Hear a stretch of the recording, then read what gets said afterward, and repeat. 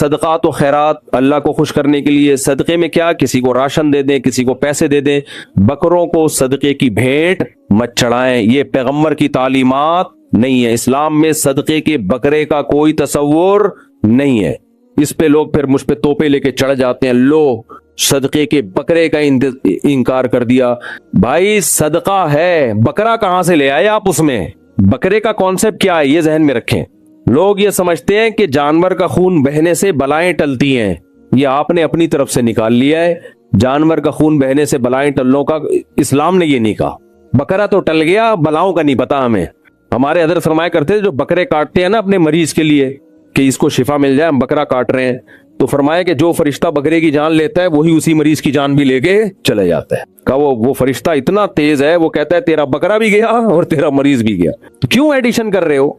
इस्लाम में जानवर काटना 3 मौकों पे इबादत है, चौथा मौका इबादत का नहीं है। 3 मौके क्या है? नंबर 1 सबसे अहम बकरा ईद। बकरा ईद पे जानवर काटे बगैर इबादत कबूल नहीं होगी, और वो बकरा ईद के 3 दिन है। तीसरे दिन मगरिब की नमाज के बाद वो गाय काट दो, कोई सवाब नहीं। कुर्बानी का कोई सवाब, गोश्त है वो, गोश्त है वो। तभी तो तीसरे दिन मगरिब से पहले पहले काटने की कोशिश कर रहे होते हैं, भाई ये जाया ना हो जाए कुर्बानी। चौथे दिन गाय मिली एक साहब की, मुझे कहने लगे अब क्या करूं? मैंने कहा कुछ भी नहीं कर, तेरी गाय है, इंजॉय। मैंने कहा या तो पूरी गाय सदका कर दे, कज़ा है ना कज़ा, या गोश्त काट के गोश्त सदका कर दे, यानी अब सदका है, अब कुर्बानी नहीं है। तो दूसरी जो मौका है जिसपे जानवर कुर्बान करने का हुक्म है वो है बकरा, वो हज में दम के तौर पे। हज तमत्तो है तो दमे शुक्र के तौर पर, या आपसे कोई जिनायत हो गई, हराम की पाबंदी की खिलाफ वर्जी हो गई, तो बाज जिनायतें ऐसी हैं कि उनमें दम देना पड़ता है। तीसरा अकीके के मौके पे, बेटा पैदा हो तो 2 बकरे या 2 गाय के 2 हिस्से भी ठीक हैं, या 2 दुम्बे। बेटी पैदा हो तो 1 बकरा या 1 दुम्बा या गाय का 1 हिस्सा। ये अल्लाह ने क्यों रखा? ये फैमिली प्लानिंग वालों का मुंह चढ़ाने के लिए। क्योंकि फैमिली प्लानिंग वाले, जैसे वो इरशाद भट्टी ने मुझसे पूछा ना, आपके 19:15 तो आप इस कौम पे रहम नहीं कर रहे? तो मैंने क्या जवाब दिया था? खिदमत कर रहा हूं मैं। क्योंकि जिस मुल्क में ग्रोथ रेशो बढ़ता है, जवानों का रेशो ज्यादा, बूढ़ों का रेशो कम, कमाने वाले ज्यादा, खाने वाले कम, ये पूरी दुनिया में मुसल्लम कानून है। ये तो हमें जो नस्ल रोकने का गोरे कह रहे हैं, अपने आप को तो, अपने कौमों को तो पैसे दे दे के बढ़ा रहे हैं नस्लें। एक एक बच्चे पे ठीक ठाक पैसा मिलता है। हमें इसलिए कह रहे हैं कि ये वैसे ही तबाह हो रहे हैं, तो अब आबादी रोक के और तबाह कर दो ताकि बुढ़े बढ़ जाएं, जवान कम हो जाएं। तो और ज्यादा हमें बर्बाद करने के लिए ये कहें, हमारे खैर खा थोड़ी जो हमें मशवरे दे रहे हैं कि जो है ये नस्ल रोको। इनको पता है हमारी बढ़ नहीं रही, इन कम वक्तों की बढ़ रही है, तो ये भी हम पर मुसल्लत हो जाएंगे, और हो नहीं जाएंगे, होना शुरू हो गए हैं। मैंने 20 साल पहले बयान किया था कि जापान में हमारे पश्तून भाइयों की नस्ल बढ़ रही है, जापानीज की नस्ल खत्म, 1-1 2-2 बच्चा होता है उनका। हुकूमतें कह रही हैं बच्चे पैदा करो, नहीं कर रहे। मैंने कहा देखना एक दिन आएगा जापान में चपली कबाब के होटल खुलेंगे, निस्वार की दुकानें खुलेंगी। मैं अब जापान होकर आया हूं लास्ट ईयर, अल्हम्दुलिल्लाह खुल गए। और वहां बता रहे हैं हमारे जो पेशावर कोयटा के पश्तून लोग हैं, वो कह रहे हैं भाई हम तो यहाँ की औरतों से निकाह करते हैं, हमारे बच्चे भी पैदा होते हैं, तो हमारी नस्ल बढ़ रही है। वहां पंजाब के सियालकोट के लोग मिले, उनकी नस्ल बढ़ रही है। जापानियों के 1-1 2-2 बच्चे, नस्ल खत्म। तो दुनिया में यूनान एक ऐसा कंट्री है, यूनान में जो असल कौम रहा करती थी खत्म हो चुकी है, पता है आपको? वहां दूसरी कौमें हैं, क्योंकि उन्होंने नस्ल रोकी, खत्म। तो ऐसे गायब होती है नस्लें, पता भी नहीं चलता, ऐसे नस्लें गायब होती हैं। और लोग हमें कहते हैं कि मुफ्ती साहब को यूनाइटेड नेशन का नहीं पता। यूनाइटेड नेशन की नजर में इस वक्त आबादी एक बहुत बड़ा अजाब बन चुकी है, और ये कह रहे बच्चे पैदा करो।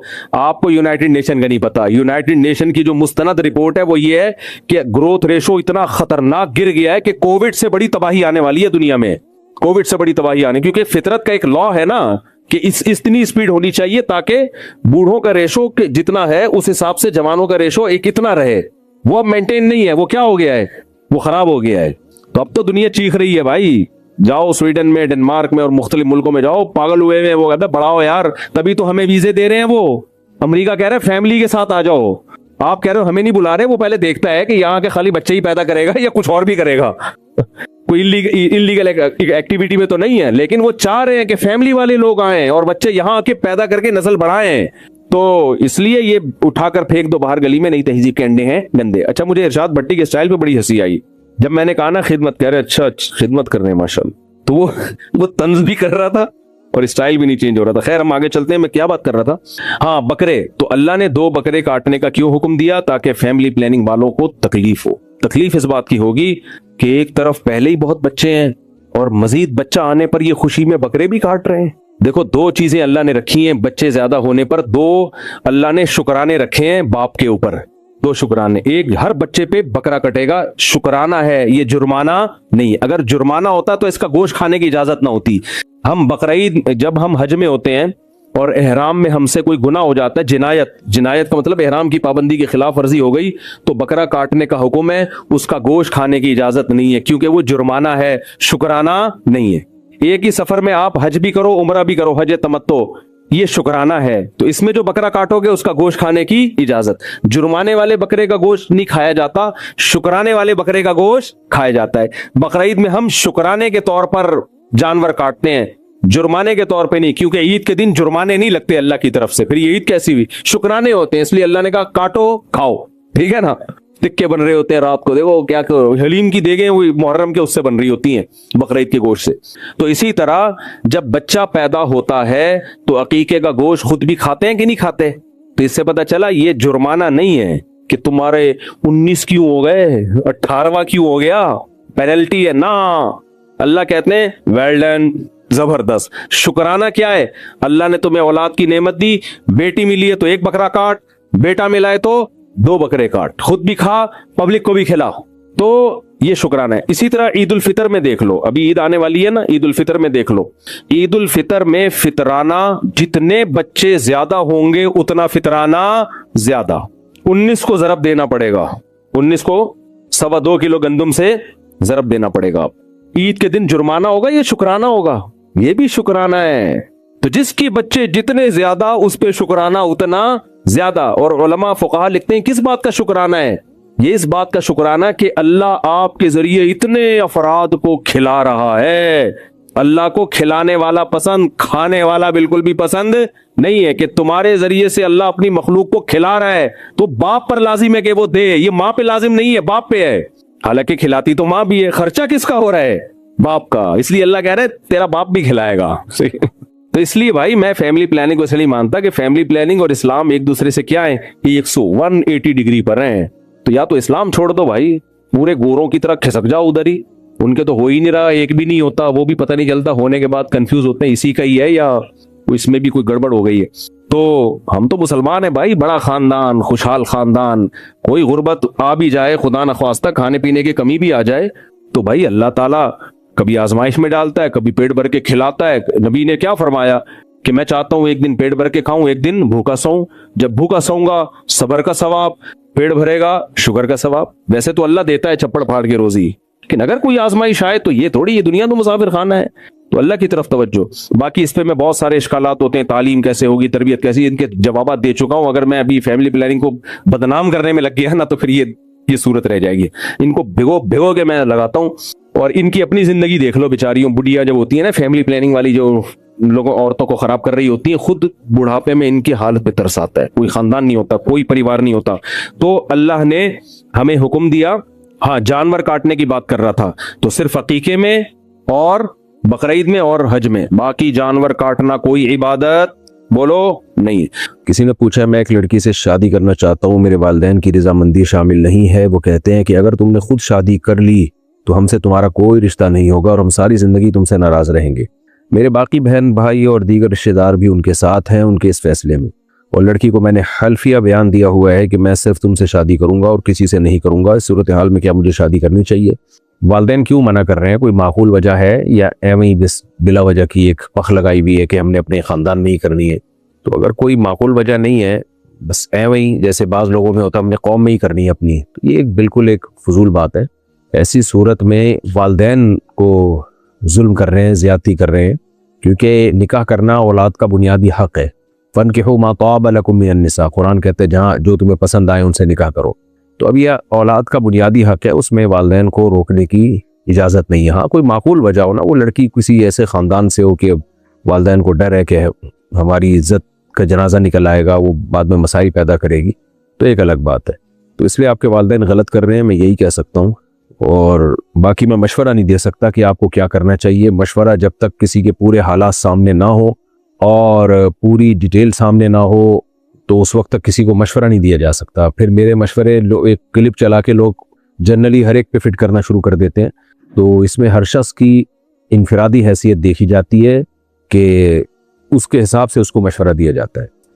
वुज़ू के बाद शक हो कि पाँव धोए थे या नहीं तो क्या दोबारा वुज़ू करना होगा? नहीं जी, जब वुज़ू करके खड़े होकर आ गए चल पड़े तो बस अब शक का एतबार नहीं है। जब काम कंप्लीट हो जाए ना उसके बाद फिर शक का एतबार नहीं होता कि पता नहीं नाक में पानी डाला था कि नहीं डाला था। इस शक का कोई एतबार नहीं है, वुज़ू हो गया है आपका। औरत अगर शौहर से ज़्यादा कमाती हो तो क्या खर्च उस पर लाजिम होगा?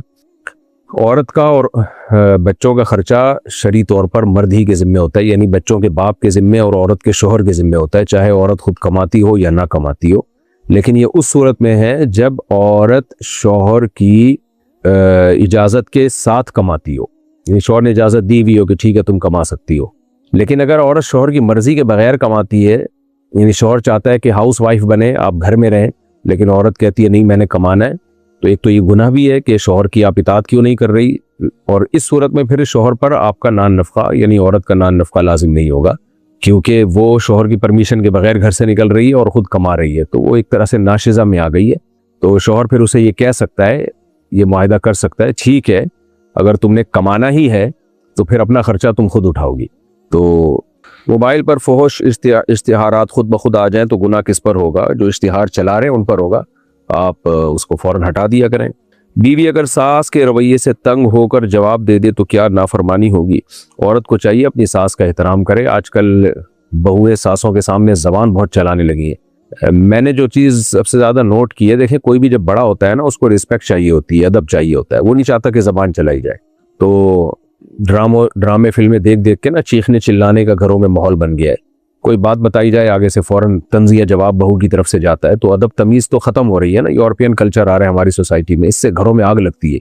इसलिए सास को चाहिए कि बहू को बेटी समझे, और अगर कभी कभार उसने कोई ऐसी बात कर दी है जो थोड़ी सी सख्त है तो बड़ों के एहतराम का और सास के रिश्ते का तकाजा ये है कि औरत यानी बहू जो है कभी कभार अगर कुछ हो जाता है तो बर्दाश्त कर ले। वो हाँ बार बार हो रहा है, तंज हो रहे हैं, बार बार टॉर्चर ज़हनी किया जा रहा है, तो अपने हस्बैंड को बताएं, अपने मियाँ को बताया कि अपनी वालदा को मोहब्बत से आराम से समझा दें। समझने वाली होंगी तो समझ जाएंगी, नहीं समझने वाली होंगी तो नहीं समझेंगी। नमाज में रोना आ जाए तो नमाज बाकी रहती है? जी हाँ बाकी रहती है। शौहर अगर बीवी को मैके जाने से बार बार रोके तो क्या ये जुल्म है? बार बार रोकेगा क्या मतलब है? अगर वो दिन में 26 बार जा रही है तो बार बार ही रोकेगा ना। तो मैका अगर शहर से बाहर है तो फिर कितना बाहर है, मुल्क से बाहर है, तो अब मिसाल के तौर पर बेगम अपने शौहर के साथ अमेरिका में रहती है और उसका मैका पाकिस्तान में है, तो साल में एक दफ़ा भी चली जाए बहुत है। लेकिन अगर वो अगले महल्ले में ही, अगली गली में ही है घर उसका, तो अगर हफ्ते में 1-2 बार चली जाए तो भी ठीक है। तो बार बार का ताल्लुक इससे जा कितनी बार रही है। तो शहर में अगर घर है तो हफ्ते में 1-8 बार तो बच्चियाँ आती हैं अपने माँ बाप के घर छुट्टी वाले दिन ख़ास तौर पर, तो शौहर को चाहिए मत रोके, इससे गैर अखलाकी हरकत है। और अगर शहर से बाहर है तो कम से कम महीने में 1-8 दफ़ा अगर जाना चाहे तो मेरा ख्याल है गैर अखलाकी हरकत है, उसको रोकना, जाने देना चाहिए। हाँ बाज़ दफ़ा होता ही है कि जब बेगम मैके जाती है तो उसकी माँ और बहनें जो है ना वो कान भर के भेजते हैं। ये बहुत कॉमन मसला है हमारी सोसाइटी में कि बीवी जब भी अपने माँ बाप के घर से होके आती है तो लड़ाई करती है। ये बहुत ज़्यादा लोगों की शिकायतें हैं, पता नहीं वहाँ उसको कौन से सॉफ्टवेयर इंस्टॉल, पुराने वाले निकाल के नए सॉफ्टवेयर डाले जाते हैं तो अपडेट किया जाता है सॉफ्टवेयर। वो जब बेगम जब शौहर के साथ रहती है ना आहिस्ता आहिस्ता उसके मिजाज की आदत हो जाती है उसको और कंप्रोमाइज़ कर लेती है और दोनों मियाँ बीवी मोहब्बत से ज़िंदगी गुजारने लगते हैं। लेकिन जैसे ही वो जाती है अपनी अम्मा के घर, वहाँ से उसके सॉफ्टवेयर अपडेट होके आ जाते हैं, तो नया वर्जन डल जाता है, फिर दोबारा से लड़ाइयाँ शुरू। तो फिर ऐसी सूरत में शौहर जो है वो नहीं चाहता कि बेगम मेरी बार बार मैके जाए, तो ऐसी सूरत में वो रोक लेता है ताकि घर में लड़ाइयाँ ना हो।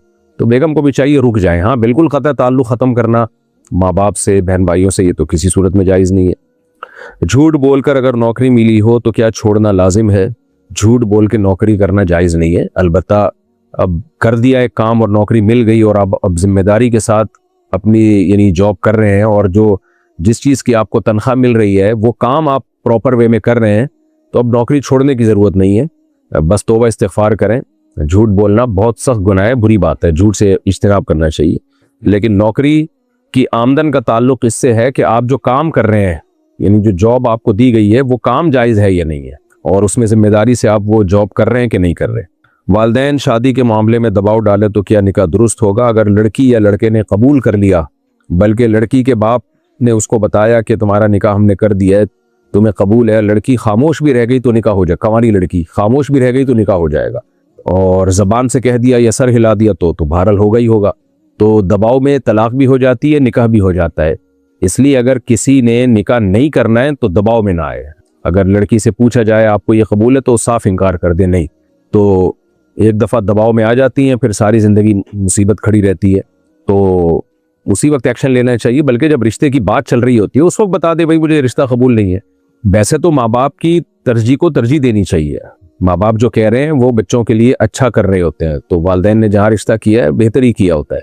लेकिन अगर फिर भी कोई ऐसा है कि नहीं है बिल्कुल, उसको किसी तरह से भी वो एक्सेप्टेबल नहीं है, तो फिर लड़की हो या लड़का उसको साफ लफ्जों में कह देना चाहिए भाई नहीं, मैं नहीं कर सकता, यहाँ पे दबाव में आना ही नहीं चाहिए। लेकिन अगर हाँ कर देगा या कर देगी तो हो जाएगा निकाह। शौहर बीवी को हर बात पर तलाक से डराए तो क्या ये गुनाह है? देखें, बाज़ लोग तो सीरियस नहीं होते, बस एवं तलाक का लफ्ज़ इस्तेमाल करते रहते हैं। ये तो तलाक के साथ मजाक है और ख़ानदानी लोग इस तरह नहीं करते। अलबत्ता बाज़ दफ़ा शौहर का वाकई इरादा होता है ज़ौजा को तलाक देने का, वो इस संगीन नौइयत की गलतियाँ हो रही होती हैं, तो वो सोचता है कि मैं तलाक देने से पहले धमकी दे दूँ ताकि ये सुधर जाए। तो ख़वातीन उसको भी इशू बना लेती हैं, लो भाई तलाक की धमकियाँ क्यों दे रहे हो, तलाक की धमकी। भाई हो सकता है वो सीरियसली दे रहा हो, वो नहीं चाहता कि आपको तलाक हो, लेकिन वो धमकी इसलिए दे रहा है कि ये सुधर जाए, कोई गलती है तो ये अपनी गलती को ठीक कर ले ताकि तलाक की नौबत ना आए। तो लेकिन वो उसको सीरियस ही नहीं ले रही होती, बल्कि और उसको इशू बना लेती है, लो भाई तलाक की धमकियां क्यों दे रहे हो। तो तलाक की धमकियां अगर मजाक मजाक में दे रहा है या एवं ही बस खेल बनाया हुआ है तो 100% गलत है। आप बीवी को डराने धमकाने के लिए कोई और तरीका इस्तेमाल कर लो भाई। लेकिन अगर सीरियस है कोई डिवोर्स देने में, तो फिर तो शरीयत यही चाहती है भाई उसको मोहलत तो दो, उसको पहले बताओ कि भाई ये इस नौइयत की अब गलतियां हो रही हैं कि मेरे लिए नाकाबिल बर्दाश्त है, तो अब जो है आप अपने आप को दुरुस्त कर लें, वरना मेरा इरादा हो रहा है आपको छोड़ने का। तो अगर वाकई इरादा हो, वैसे तो कोशिश करें ना इरादा हो, तलाक कोई अच्छा काम नहीं है। तो ऐसी सूरत में अगर शौहर धमकी दे रहा है तो फिर औरत को चाहिए वो ये ना कहे कि धमकियां क्यों दे रहे हो, फिर औरत को चाहिए कि अपने आप को ठीक करने की कोशिश करे ताकि तलाक तक नौबत ना आए। देखें, जब दो मुल्कों की लड़ाई होती है ना, तो एक तरीका तो ये होता है कि एकदम हमला कर दिया जाए, एक तरीका ये होता है कि आप चाहते हैं कि लड़ाई ना हो तो फिर पहले धमकी दी जाती है ताकि सामने वाला सुधर जाए। तो इसी तरह मियाँ बीवी की लड़ाई में भी अगर एक्सट्रीम लेवल तक मामला पहुंच रहा है और शौहर का इरादा हो गया उसको छोड़ने का, तो उसका मुहज़्ज़ब तरीका यही है कि पहले उसको डरा दिया जाए, बता दिया जाए भाई ये इस लिमिट को आपने क्रॉस किया तो मैं छोड़ दूंगा आपको। तो ख़वातीन उसमें भी ये कहती हैं लोग धमकियाँ क्यों दे रहे हो, धमकियाँ क्यों दे रहे हो। तो बिला वजह धमकियाँ देना ये गैर ख़ानदानी लोगों का काम है, लेकिन मोहलत दिए बगैर तलाक दे देना और धमकी दिए बगैर यानी उसको डराए बगैर तलाक दे देना ये भी गैर ख़ानदानी लोगों का काम है। उसको सुधरने का मौका देना चाहिए और ख़ुद भी सुधरना चाहिए। अगर अपने अंदर कोई ख़राबी है, हो सकता है आदमी के अंदर ख़राबी हो, तो उस पर भी गौर कर लेना चाहिए।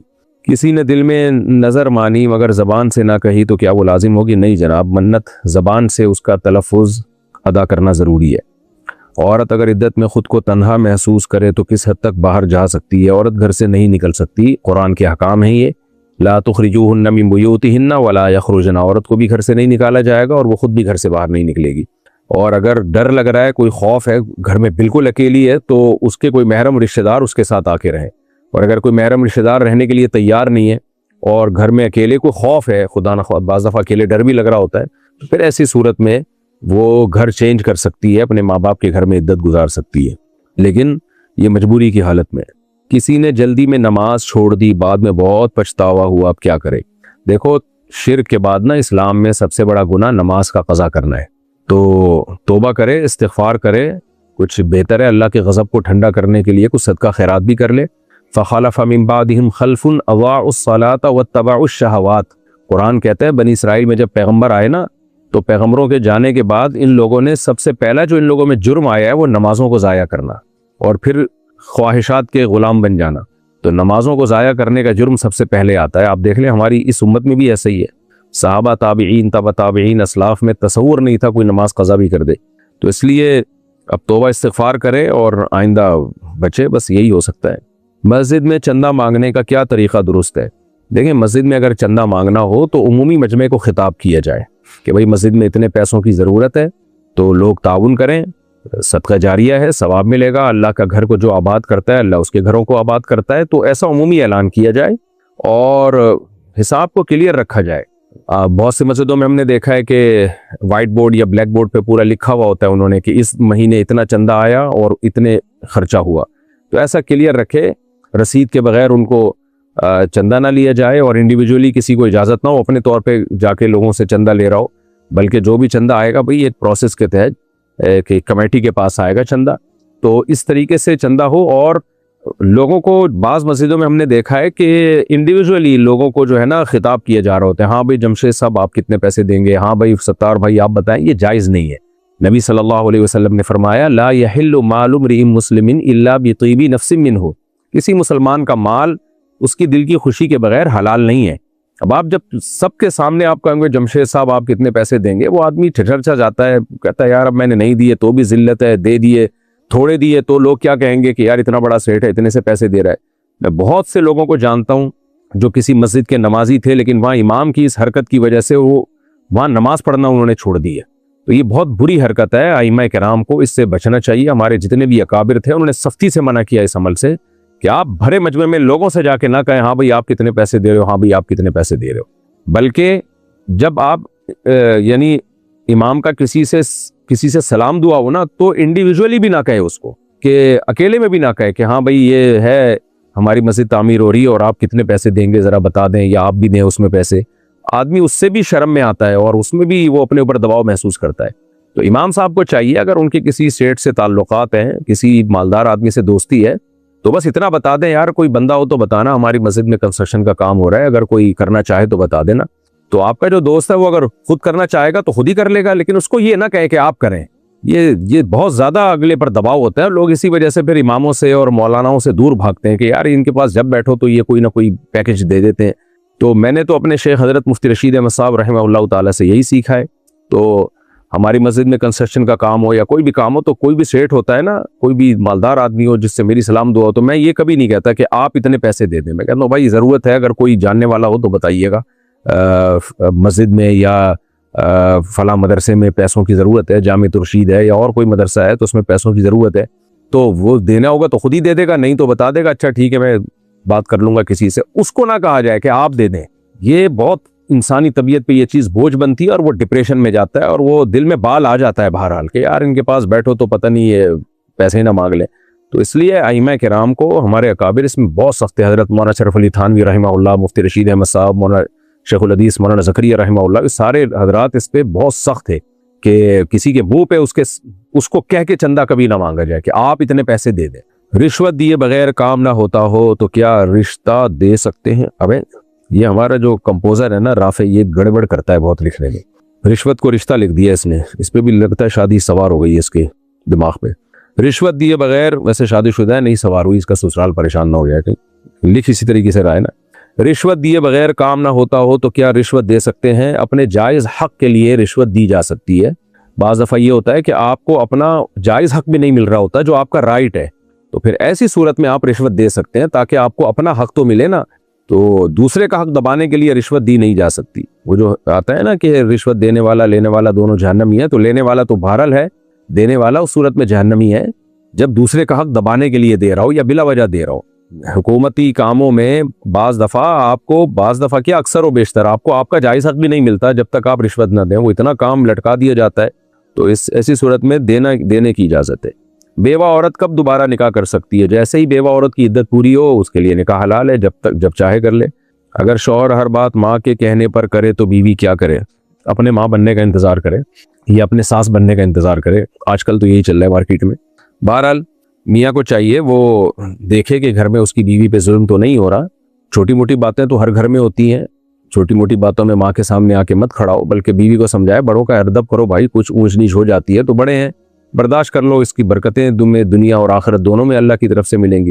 लेकिन ज़्यादा जुल्म हो रहा हो तो फिर शौहर को चाहिए वो अपनी अम्मा को मोहब्बत से समझा दे, या खुद नहीं समझा सकता किसी के ज़रिए बात कर ले, और फिर भी मुमकिन ना हो और जुल्म हो रहा हो, वाकई सास अगर ज़्यादती कर रही है, टॉर्चर कर रही है, बाज़ दफ़ा इतना ज़्यादा नंदों और सासों की तरफ से बहुएं टॉर्चर हो जाती है कि पागल हो जाती हैं वो, तो ऐसी सूरत में फिर बीवी को अलग रखे, वो पागल ना होने दे उसको, अलग रखे उसको। अपनी जिम्मेदारी पे।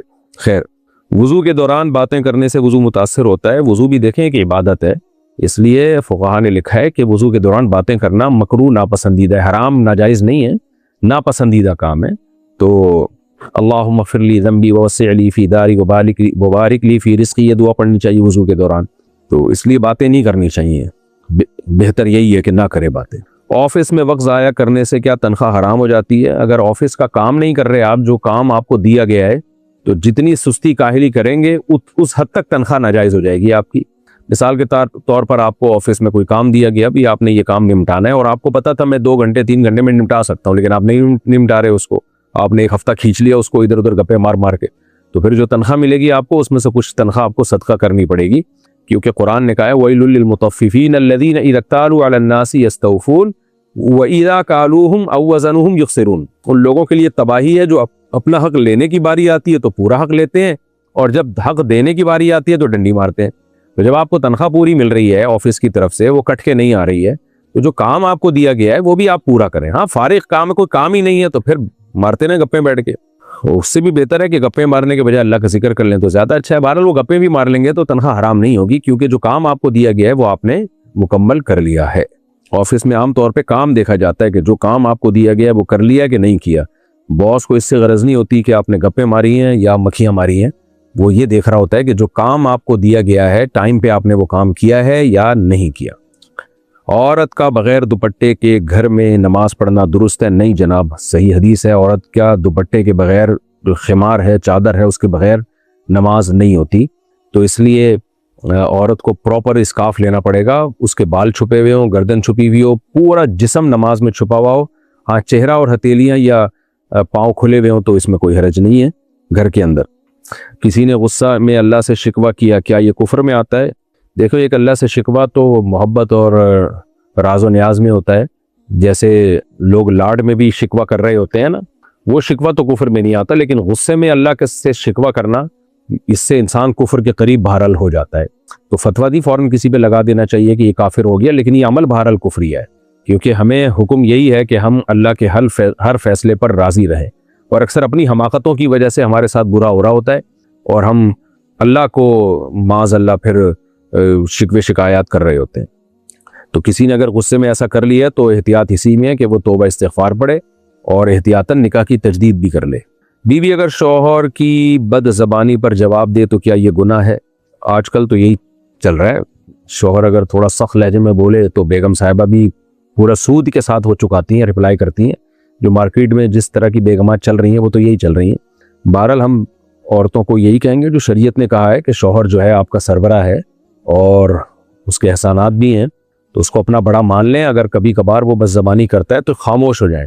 हाँ, बहुत ज़्यादा कर रहा है तो फिर जाहिर है फिर तो उसको रोकने के लिए रिप्लाई करना पड़ता है। बाज़ दफ़ा शौहर इतना बदअखलाक होता है कि औरत सब्र करती रहे तो वो सब्र करते करते घुट के मर जाती है बेचारी, और वो शौहर फिर और ज़्यादा उस पर सवार होता रहता है। तो कभी कभार अगर बदज़बानी हो जाए, गुस्सा हो जाए, तो ख़ानदानी ख़वातीन फिर अपने शौहर के सामने ज़बान नहीं चलाती। वो देखती हैं अभी गुस्से में है, गुस्सा ठंडा होने दो तो फिर आराम से बात कर लेंगे। और अक्सर मर्दों में देखा है हमने, और हम भी चूँकि आदमी हैं अल्हम्दुलिल्लाह, तो मर्द को जब गुस्सा आता है, अगर औरत ज़बान पे कंट्रोल कर लेना, तो वो गुस्सा जब ठंडा हो जाता है तो मर्द अक्सर उसकी तलाफ़ी खुद ही कर लेता है, खुद ही उसको एहसास हो जाता है कि मैंने ज़्यादा गुस्सा किया। लेकिन ख़वातीन जो ज़बान आगे से चला दें तो फिर मामला बर्बाद हो जाता है। पहले ज़माने में ये चीज़ें ख़वातीन को सिखाई जाती थी, आजकल तो सिर्फ इंस्टाग्राम, टिकटॉक, फेसबुक कैसे इस्तेमाल किया जाए और इस तरह की चीज़ें सिखाई जा रही हैं। और भी बहुत सारी चीज़ें हैं, बस क्या बताऊँ मैं। गैर मुस्लिम उस्ताद से दुनियावी तालीम लेना जायज़ है? जायज़ है।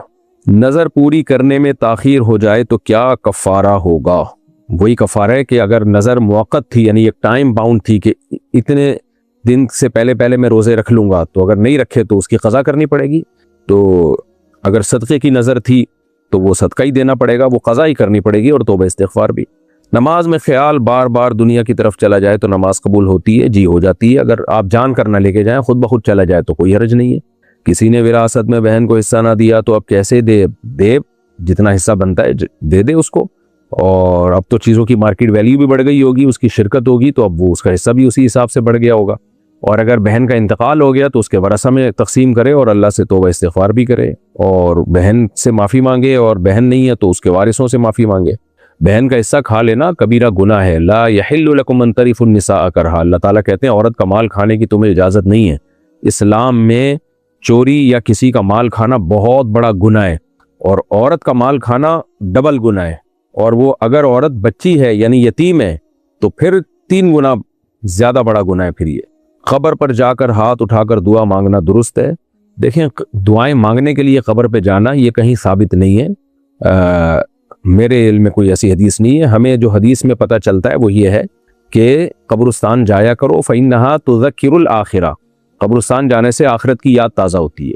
तो आप जाएं कब्र पे आखिरत की याद ताज़ा करने के लिए, या आपका कोई रिलेटिव है जैसे वालिदैन हैं तो उनकी कब्र पे आप ज़ियारत के लिए जा सकते हैं। वहाँ जाने के बाद फालतू बैठने से बेहतर है आप उनके लिए दुआ कर लें, तो मौका है, उसमें दुआ में दिल भी ज़्यादा लगता है। तो हाथ उठा के दुआ मांगना भी जायज़ है कब्र पे, लेकिन अगर कहीं ये शक हो, ये वहम हो, शिर्क का शायबा हो, बिदअती लोग हो ज़्यादा वहाँ पे, ये वहम होता हो कि ये पता नहीं कब्र वाले से तो नहीं मांग रहा, तो फिर ऐसी सूरत में कब्र पे हाथ उठा के दुआ ना मांगी जाए। लेकिन नॉर्मली हमारी सोसाइटी में जो भी उलमा सुलहा हैं वो बिदअती अगर ना हो तो कब्र पे जो भी हाथ उठा के दुआ मांगता है वो अल्लाह ही से मांग रहा होता है, इसलिए बदगुमानी भी जायज़ नहीं है किसी के बारे में कि ये इस कब्र वाले से मांग रहा है। बहरहाल जहाँ शिर्क का वहम या ख़तरा हो तो फिर वहाँ हाथ नहीं उठाने चाहिए। दफ्तर में गैर महरम से हंसी मजाक किस हद तक दुरुस्त है? बिल्कुल भी दुरुस्त नहीं है। ये मसला आप अपनी बेगम से पूछा करें। इस तरह के मसाइल, लोग कहते हैं मौलवी लोग बड़े मुतशद्दिद होते हैं, ये मौलवी फंडामेंटलिस्ट होते हैं, किसी नामहरम से गप्पे मारो तो इनको बड़ा गैरत में आ जाते हैं, इस्लाम को मुश्किल बना लिया है। अपनी बेगम से पूछ लो फिर ये मसला। भाई बेगम मेरे साथ एक फुलझड़ी बैठती है बैंक में या किसी ऑफिस में, तो मैं ही हु हा करके उससे बातचीत करता हूँ, तो क्या ख्याल है, इस्लाम क्या कहता है इस बारे में? तो फिर वो मसला ये सही तरीके से आपको इंशाल्लाह समझा देगी। तो इसलिए जायज़ नहीं है गैर महरम से हंसी मजाक, बस सलाम दुआ की हद तक रखें और टू द पॉइंट बात कर लिया करें उससे। हाँ, कोई एजड हो, बूढ़ी खातून हो, बाज़ ऐसी होती हैं जो मुअम्मर होती हैं, उम्र याफ्ता होती हैं, तो उनके फिर पर्दे के हकाम शरीयत में ज़रा नरम है। वालिदैन की नाफरमानी कब गुनाह कबीरा बनती है? जिस नौयत की नाफरमानी है तो उसी नौयत का गुनाह होगा। छोटी मोटी नाफरमानी हल्की फुल्की जो घरों में हो ही जाती है बाज़ दफ़ा, वो सगीरा में आती है, वही अगर बार बार होती रहे तो कबीरा बन जाती है। बड़े मामलात में नाफरमानी जिसमें वालिदैन को नुकसान का ख़तरा हो तो वो फिर कबीरा में आती है। तो नाफरमानी पर इसका मदार है कि किस नौयत की नाफरमानी है। खुला के बाद दोबारा निकाह मुमकिन है? खुला अगर वाकई हुआ है, वो वाला खुला नहीं जो आजकल अदालतों में जज बैठे हुए हैं, औरत गई और डिग्री पकड़ा दी उन्होंने, जो वैलिड रीज़न हो खुला की और औरत ने गवाहों से गवाह पेश किए हों कि तमसीख निकाह का कोई वाकई सबब पाया जाए और या शौहर साइन कर दे उस पर, तो फिर ऐसी सूरत में जो खुला होता है वो एक तलाक़ बाइन होता है, यानी एक तलाक़ से निकाह ख़त्म हो गया तो फिर दोबारा मियाँ बीवी जब चाहे निकाह कर सकते हैं, क्योंकि 3 तलाक़ों के बाद निकाह अलाउ नहीं है। 1 तलाक़ के बाद तो या खुला के बाद तो निकाह हो सकता है। हाँ, शौहर ने अगर पहले से 2 तलाक़ें दी हुई हों फिर खुला हुआ हो तो अब नहीं हो सकता निकाह। ऑफिस में झूठा बहाना बना कर छुट्टी लेना कैसा है? जायज़ नहीं है भाई, झूठे बहाने बना के छुट्टी लेना बुरी बात है। एक बच्चा गया ना स्कूल में, वो एक बच्चे की नानी गई स्कूल में कि मेरा नवासा आया हुआ है तो मुझे कहीं जाना है, तो आज मेरे नवासे को जल्दी छुट्टी दे दो। तो स्कूल के हेडमास्टर से पूछा नानी ने कि बच्चा कहाँ है? उन्होंने कहा वो आपके इंतकाल पे की छुट्टी लेकर गया हुआ है, वो यानी वो आपकी इंतकाल की छुट्टी लेके गया हुआ है। दुआ में किसी बुजुर्ग का वसीला देना शिर्क है या नहीं? ये जो कहते हैं ना अल्लाह फला बुजुर्ग के वसीले से मेरा ये काम कर दे, ये बड़ा मुबहम लफ्ज़ है कि क्या मतलब वसीले से ये काम कर दे। अगर मकसद ये है कि अल्लाह ने फला बुजुर्ग को इख्तियारात दिए हुए हैं, अल्लाह तूने उनको इख्तियारात दिए हो तो वो मेरा काम कर दे, तो उनको कह दे, तो ये तो शिर्क है, हराम है, गुनाह कबीरा है, काफिर हो जाएगा इंसान इससे। अल्लाह ने किसी को इख्तियारात नहीं दिए, अल्लाह सारे इख्तियारात अल्लाह ही के पास हैं। और अगर वसीले का मतलब ये है कि अल्लाह फला बुजुर्ग के वसीले से, यानी मैं उस बुजुर्ग से मोहब्बत करता हूँ और जो अल्लाह वाले लोग हैं तो उनसे मोहब्बत करता है, जैसे नबी के वसीले से कि हम नबी के उम्मती हैं तो इस वसीले से दुआ मांग रहे हैं, तो इसमें कोई हर्ज नहीं है। नबी का उम्मती होना ये तो हमारे लिए बाइस फ़ख्र है। तो इसलिए मुबहम लफ्ज़ है वसीले से दुआ मांगना। कुछ लोग इसमें गुलूव करते हैं, वो ये कहते हैं जो भी नबी के वसीले से या किसी बुजुर्ग के वसीले से दुआ मांगते हैं वो मुशरिक है या बिदअती है। ये भी गलत है भाई, उससे पूछो कि आपकी नीयत क्या है। और कुछ लोग अल तलाक जायज़ कहते हैं कि बिल्कुल जायज़ है, कोई हर्ज नहीं है। तो भाई एक लफ्ज़ ही मुबहम है, तो जो दुआ मांग रहा है उससे पूछा जाएगा कि आप जब ये कहते हो कि नबी के वसीले से अल्लाह मेरा ये काम कर दे, तो उसका मतलब क्या है। तो अगर मतलब ये है कि मैं नबी का उम्मती हूँ तो उम्मती होने का अल्लाह को वास्ता दे रहा हूँ तो ये ठीक है। अगर मतलब यह है कि मैं नबी से मोहब्बत करता हूं तो इस मोहब्बत का वास्ता दे रहा हूं, तो ये मोहब्बत भी तो एक अमल है ना, और वसीला बिल अमल तो जायज़ है। इसलिए मुबहम लफ्ज़ है, ये जो दुआ मांग रहा है उससे पूछा जाएगा भाई तुम्हारी नीयत क्या है।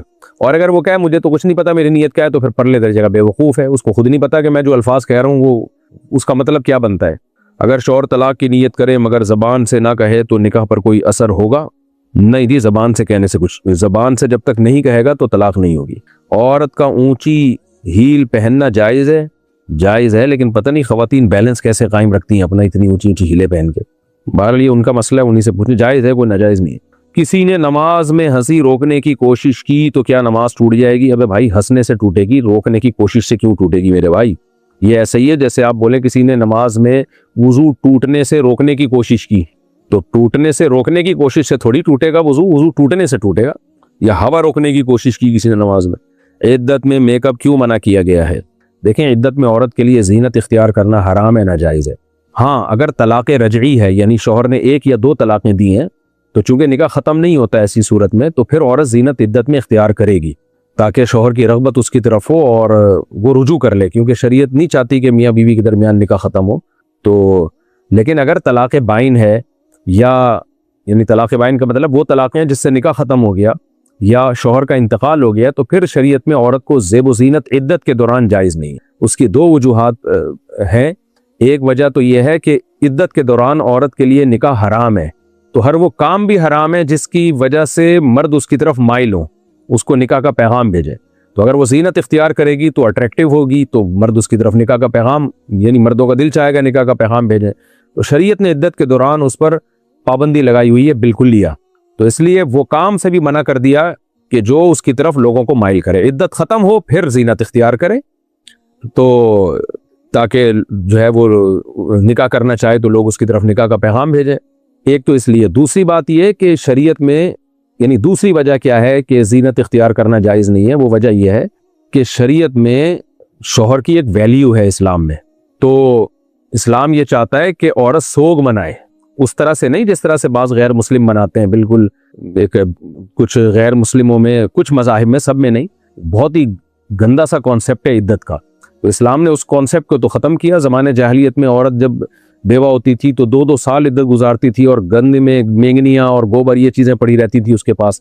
इस चीज़ को तो इस्लाम ने ख़त्म किया कि भाई इद्दत सिर्फ 4 महीने 10 दिन है, या अगर कोई प्रेग्नेंट है तो जब तक बच्चा नहीं हो जाता उस वक्त तक इद्दत है, और इस दौरान गंदगी में नहीं रहेगी, वो नहा भी सकती है, उस खुशबू का इस्तेमाल नहीं करेगी, मेकअप नहीं करेगी, चूड़ियाँ, ये सब चीज़ें जो ज़ीनत की चीज़ें ये इस्तेमाल नहीं करेगी। तो एक वजह तो वही है जो मैंने बताई। दूसरी वजह कि शौहर की जो नेमत छिन गई ना उससे, बिज़वाली नेमतिन निकाह, फुक़हा बयान करते हैं कि निकाह की नेमत उससे छिन गई है। तो शरीयत में औरत से शौहर की नेमत का छिन जाना ये उसके हक़ में बहुत बड़ा एक, यूँ समझें कि गम समझा गया है कि वो एक हस्बैंड से महरूम हो गई है। तो चाहे वो शौहर गलती क्यों ना हो, यानी चाहे वो जालिम ही क्यों ना हो, यानी ख़वातीन कह सकती है हमारा मियाँ तो बड़ा जालिम था, अच्छा हुआ जान छूट गई, छूट तो गई, लेकिन अच्छा नहीं था कि वो जालिम ना होता, एक नेमत तो छिन गई ना बहरहाल। तो औरत के दिल में ये बताने के लिए कि शौहर की नेमत एक बहुत बड़ी नेमत है, जब वो तुमसे छिन जाए तो फिर तुम उस पर सोग बनाओ, हिदात जिसको अरबी में कहा जाता है। तभी उलमा बयान में कहते हैं ना कि औरत का बाप मर जाए तो सोग नहीं है, भाई मर जाए सोग नहीं है, शौहर मर जाए तो सोग बनाने का हुक्म है उसको। इसलिए कि शरीयत की नज़र में शौहर की एक वैल्यू है, शौहर बॉयफ्रेंड नहीं होता, वो हस्बैंड होता है, ये बताने के लिए। अल्लाह करे आजकल की औरतों को समझ में ये बातें आ जाएं, लेकिन अब मीडिया ने सब बर्बाद कर दिया है। शौहर और बॉयफ्रेंड में कोई फ़र्क ही नहीं रहा है। वालिदैन अगर औलाद में फ़र्क करें तो औलाद का रद्द-ए-अमल क्या होना चाहिए? ये भी जायज़ नहीं है। माँ बाप ये बड़ा जुल्म करते हैं। एक ऐसा लाडला होता है, सारी नवाजिशें उसी पर, और दूसरे को ऐसा बनाया हुआ होता है जैसे सोतेला। हदीस में बहुत सख्त ममानात है इसकी। नौमान इब्न बशीर रज़ी अल्लाह अन्हु की हदीस है, एक सहाबी ने कहा, अर्ज़ किया कि या रसूल अल्लाह, मैं अपना गुलाम एक बेटे को देना चाहता हूँ, आप इस पे गवाह बन जाए। आपने फरमाया दूसरे को भी दे रहे हो? कहा कि नहीं। फरमाया मैं जुल्म पे गवाह नहीं बन सकता। तो माँ बाप ना अपनी औलाद में भी बराबरी करें। हदीस में आता है औलाद में भी बराबरी करो। थोड़ा बहुत ऊंच नीच तो हो जाती है, बाज़ दफ़ा एक बेटा बड़ा फरमाबरदार होता है, नेक होता है, लेकिन माँ बाप क्या कर रहे होते हैं, जो कमाऊ पूत है, जो पैसे ला के दे रहा है वो लाडला है, जिस बेचारे की जॉब ही नहीं लग रही, वो उसका थोड़ी कसूर है, वो उसकी जॉब नहीं लग रही, उसको हर तरह से नज़रअंदाज किया हुआ होता है। तो बेटियों में ऐसा होता है, फ़र्क करते हैं। बाज़ दफ़ा बेटियों को बेटों पे बहुत ज़्यादा तरजीह दी जाती है, बाज़ दफ़ा बेटों को बेटियों पे तरजीह दी जाती है। तो 2-2 3-3 बच्चों में भी तुम लोग से बराबरी नहीं हो रही, तो तुम क्या करोगे भाई? बच्चे हैं कहाँ आजकल? एक आध बच्चा होता है उसमें भी आप बराबरी नहीं कर पा रहे। तो ये जुल्म है, ज्यादती है, हदीस में इससे मना किया गया। और इसके साइड इफेक्ट फिर माँ बाप खुद अपनी आंखों से देखते हैं, औलाद बागी हो जाती है। मैं जानता हूं ऐसे घरों को, ऐसे लोगों को इतने बदगुमान हो गए अपनी माँ से, अपने बाप से कि यार अब्बा कर क्या रहा है, अब माँ कर क्या रही है। तो आप खुद अपना मुस्तकबिल तबाह कर रहे हो। औलाद पर तो हर सूरत में वाजिब है कि वो माँ बाप का एहतराम ही करे, चाहे उनके साथ तरजीही सलूक हो या ना हो, क्योंकि वालिदैन के एहसानात बहरहाल औलाद पे ज्यादा होते हैं। लेकिन शरीयत ने माँ बाप को भी इस बात का पाबंद बनाया है कि वो औलाद के दरमियान बराबरी करे। नमाज के बाद शक हो कि कम रकत पड़ी है तो क्या करे, ये वहम की बीमारी होती है आजकल। जब सलाम फेर लिया, तसल्ली हो गई, तो बस उठ के 3 दफा अस्तगफिरुल्लाह पढ़े, तस्बीहात पढ़े, और सुन्नतें हैं तो वो सुन्नतें पढ़ ले, वरना पतली गली से निकल जाए। तो अक्सर यही होता है वहमियों को, सलाम के बाद पता नहीं 3 पढ़ी हैं 4 पढ़ी हैं। बहरहाल कोई वहमी ना हो, कोई कभी कभार ऐसा होता हो तो सलाम फेरते ही अगर उसको याद आ जाए कि पता नहीं मैंने 3 रकत के बाद तो नहीं सलाम फेर दिया है। देखें, ये वहम का, ये जो शक का एतबार उस वक्त होता है जब आप सजदे के बाद बैठे, उस वक्त आप फैसला करेंगे कि मैंने 3 पढ़ी हैं या 4 पढ़ी हैं। तो अगर उस वक्त शक हो गया तो फिर ये शक वाकई शक है। तो फिर उस वक्त आपने क्या करना है कि आप बिना अलल यकीन करें, यानी यूं समझे कि 3 पढ़ी हैं तो अत्तहियात पढ़ के खड़े हो जाएं, और फिर अत्तहियात पढ़ के दुरूद शरीफ पढ़ के सद्दा सहव करने की, हो सकता है ये 5वीं हो सकता है 4थी हो, तो सद्दा सहव से नमाज की तलाफी हो जाएगी। लेकिन 2 सजदों के दरमियान आप बैठ गए, आपने अत्तहियात भी पढ़ ली, उस वक्त तक भी आपको कोई शक नहीं हुआ, दुरूद शरीफ पढ़ ली, दुआ पढ़ ली, फिर सलाम फेरा, अब जो है ना वो शैतान आके वसवसे डाल रहा है कि तूने पता नहीं 3 पढ़ी है 4 पढ़ी है, तो उस वसवसों का एतबार नहीं है। नमाज कंप्लीट हो जाया करे तो मत सोचा करें कितनी पढ़ी है। कब्र पक्की बनाना कहाँ तक जायज़ है? कहीं तक भी जायज़ नहीं है, ना वहाँ तक जायज़ है ना वहाँ तक जायज़ है। तो कच्ची कब्रों का हुक्म है। नबी सल्लल्लाहु अलैहि वसल्लम ने कब्रों को पक्का करने से मना किया है। हाँ, अब लोग उसमें बहाने कर रहे होते हैं कि वो कब्र ढह जाने का ख़तरा है। आजकल कोई ख़तरा वतरा नहीं होता कब्र के ढह जाने का। तो सुन्नत के मुताबिक कच्ची कब्रें बनाया करें बस। बहुत ज़्यादा मजबूरी हो, कोई वाकई ऐसी नरम जगह हो के, तो फिर किनारे पे थोड़ी सी बाड़ लगा सकते हैं, हल्की फुल्की सी, लेकिन वो भी खिलाफ सुन्नत है। बहरहाल नबी सल्लल्लाहु अलैहि वसल्लम ने जो हुक्म दिया उसी को फॉलो करें। औरत का सोशल मीडिया पर फ़ाल रहना किस हद तक दुरुस्त है? जवान औरत के लिए पर्दा लाजिम है। कोई ज़रूरी ऑडियो, कोई ज़रूरी बनानी हो उसने, बाज़ दफ़ा ख़वातीन की सोर्स ऑफ इनकम नहीं होता, शौहर नहीं कमा रहा होता या गुर्बत होती है, तो फिर उनको अपना यूट्यूब पे चैनल बनाना पड़ता है, तो ऑडियो की हद तक रखें या मुकम्मल पर्दा करें, वो भी मजबूरी में। लेकिन चेहरा खोल के जवान औरत के लिए सोशल मीडिया पे आना ये बहरहाल जायज़ नहीं है। हाँ, कोई एजेड खातून है तो एक अलग बात है। मस्जिद में मोबाइल चार्ज करना दुरुस्त है, सभी चार्ज कर रहे होते हैं, और इतनी इसकी आम तौर पर अहले महल्ला की तरफ से जो चंदा देते हैं उनकी तरफ से उर्फन इजाज़त है। यानी जो लोग भी मस्जिद में चंदा देते हैं उनको पता होता है कि इन चंदों से बहरहाल कोई अगर आएगा मस्जिद में नमाज पढ़ने के लिए तो मोबाइल भी चार्ज करेगा। तो मेरा मकसद ये नहीं है कि मोबाइल चार्ज करने के लिए मस्जिद में जाएं। ऐसा ना हो इस क्लिप के बाद सारे महल्ले वाले मस्जिदों में मोबाइल लगा के चले जाएं। नमाज पढ़ने के लिए आप आए, असल मकसद आपका नमाज पढ़ना था, या इत्काफ में आप बैठे हुए हैं, तो इस दौरान किसी ने चार्जिंग पे लगा दिया मोबाइल, तो इंशाल्लाह इसमें कोई गुनाह नहीं होगा। और इंतज़ामिया की तरफ से इसकी अमूमन इजाज़त भी होती है, और इजाज़त भी इसलिए होती है कि जो चंदा देने वाले लोग हैं उनको इस पर एतराज़ नहीं होता। असल तो ये कि जिनकी रकम है वो गलत इस्तेमाल ना हो ना, वो कह सकते हैं कि हमने पैसे मस्जिद में इसलिए थोड़ी दिए कि महल्ले वाले मोबाइल चार्ज करें। लेकिन जो नमाज के लिए आता है उसको इतनी परमिशन उर्फ में लोगों की तरफ से भी है, यानी किसी को इस पर एतराज़ नहीं होता है। गैर मुस्लिम के लिए हिदायत की दुआ करना जायज़ है? जी बिल्कुल जायज़ नहीं, बल्कि मुस्तहब है, सवाब है। अगर वो आपकी दुआ से मुसलमान हो गया तो आपके लिए सदका जारिया बन जाएगा। दफ्तर में नमाज की इजाज़त ना हो तो क्या करे? इजाज़त ले, नहीं है तो फिर भी पढ़े, ऐसी की तैसी। फिर भी अगर इजाज़त नहीं मिलती तो जॉब छोड़ दें। फ़र्ज़ नमाज क़ज़ा करना खूब समझ लें किसी सूरत में हलाल नहीं है। अगर मस्जिद में नमाज पढ़ने के लिए आएँ फिर नमाज के बाद कुछ दुनियावी बातें भी कर लें तो क्या ये गुनाह है? सिर्फ दुनियावी बातों के लिए आना तो जायज़ नहीं है मस्जिद में। अगर आए थे नमाज के लिए और बैठ के आराम से कोई बात कर लिए, लेकिन मस्जिद के आदाब का ख्याल करते हुए, तो इसमें कोई गुनाह नहीं है। फिर भी एहतियात इसी में है कि मस्जिद में दुनियावी बातें ना की जाए। अगर शौहर, बाद लोग क्या करते हैं, ऐसे टांगे फैला के टांगे हिला रहे होते हैं और ऐसे पड़े हुए होते हैं, गप्पों का माहौल मस्जिद में बनाया हुआ होता है, हा हा हू ही चल रहा होता है, ये ठीक नहीं है। तो मस्जिद के तक़द्दुस का ख्याल करते हुए अगर कोई बात कर ली जाए दुनियावी, बशर्ते कि आए नमाज के लिए या दीनी काम के लिए आए हो, तो फिर अगर कोई दुनियावी बात कर ली जाए तो नापसंदीदा तो है, मगर कोई नाजायज़ नहीं है इसमें। अगर शौहर बीवी को खर्च पूरा दे रहा हो मगर इज्जत ना दे तो क्या ये भी जुल्म में आएगा? खर्चा ले लें, इज्जत को छोड़े भाई, आजकल खर्चे की बड़ी वैल्यू है। जो अगर आप सोचें इज्जत दे रहा हो खर्चा ना दे रहा हो तो फिर क्या बनेगा आपका? तो खैर बुरी बात है, शौहर को चाहिए बीवी को इज्जत दे, रिस्पेक्ट दे। तो यही है, जलील करना, उसको इज्जत ना देना, ये हराम है, नाजायज़ है। किसी को भी रुस्वा करने की इजाज़त नहीं है। नबी सल्लल्लाहु अलैहि वसल्लम की सीरत जो अपनी अज़वाज के साथ थी, जो आप अपनी अज़वाज को रिस्पेक्ट दिया करते थे, वो हमारे लिए नमूना है। आप सल्लल्लाहु अलैहि वसल्लम बर्तन में उस जगह से मुंह लगा के पानी पीते जहाँ से सईदा आयशा ने पानी पिया होता। तो कितनी मोहब्बत का इजहार था ये। तो अच्छे मियाँ इसी टाइप के होते हैं। लेकिन अगर कभी कभार ऊंच नीच हो जाए तो औरत को चाहिए बर्दाश्त कर ले, भाई पैसे तो दे रहे हैं ना। औरत अगर ससुराल में रहते हुए अपने वालिदैन की छुप कर माली मदद करे तो क्या ये गुनाह होगा? अगर अपने पैसों से कर रही है तो बहुत सवाब है। मियाँ की पैंट से पैसे चुरा के कर रही है तो यह नाजायज़ है। मियाँ की मर्जी के बगैर उसके पैसे जायज़ नहीं है इस्तेमाल करना। नमाज में बार बार कपड़ों को दुरुस्त करना कब मुफसिदे नमाज बनता है? देखिए, हरकत कसीरा से नमाज टूट जाती है। अब हरकत कसीरा किसे कहते हैं, इसमें दो कौल हैं। एक कौल तो ये कि 3 दफ़ा जल्दी जल्दी हरकत कर ली तो नमाज टूट जाएगी, ये कौल बहुत सख्त है, एहतियात इसी में है। और एक कौल ये है जो दलील के लिहाज से राजे है कि इतनी हरकत कर ली कि कोई देखने वाला अगर आता तो समझता कि शायद ये नमाज ही नहीं पढ़ रहा, तो फिर ये इसमें खुद नमाजी की राय का एतबार होगा कि मैंने इतनी हरकत की है या नहीं की। तो ऐसी सूरत में नमाज उसकी टूट जाएगी। अगर किसी ने ऑनलाइन कोर्स बेचते वक्त मुबालगा किया हो तो इसकी कमाई का क्या हुक्म है? इतना वो अच्छा कोर्स था नहीं, इसने बढ़ा चढ़ा के उसको ज़मीन आसमान के कलावे मिला दिए, तो कोर्स की आमदन में यूं समझे कि नाजायज़ शामिल हो गया है।